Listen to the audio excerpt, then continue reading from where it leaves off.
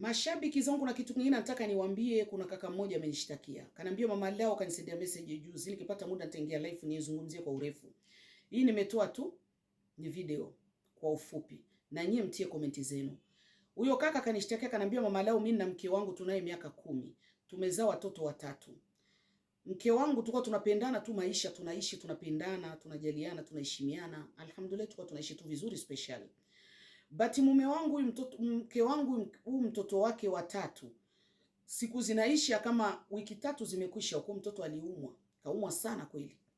Tukawa tumempeleka hospitali kabidi waseme mtoto damu imepungua, hana damu, inabidi mimi nichunguzwe damu yangu, mke achunguzwe damu yake, tuangalie tumeki plan, yani mtoto apate damu.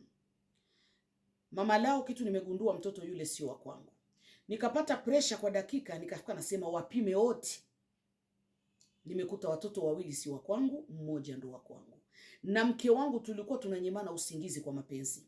Tunapendana, tunajaliana, tunaheshimiana, tunasaidiana. Yaani sikuamini hicho kitu, nimekamatwa na pressure ya ghafla.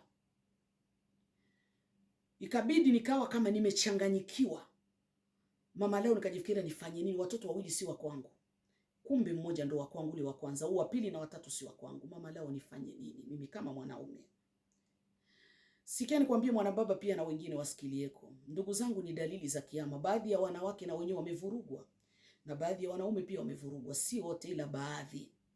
Kwa hiyo kitu naweza nikawashauri mama leo, ushauri wangu mimi sio kwa kila mtu. Sijui fikira za mtu mwingine, tieni na nyie komenti zenu mashabiki. Kwa wale mawazo ambao utaona ni point, apate la kufanya. Sababu ushauri wangu mimi nimeona. Kwa sasa dalili za kiyama, wanawake wengi baadhi yao wana uaminifu kwenye ndoa zao. Pia na wanaume wana uaminifu vile vile. Ni sababu mwanamume aleti mbegu ndani, ndiye maana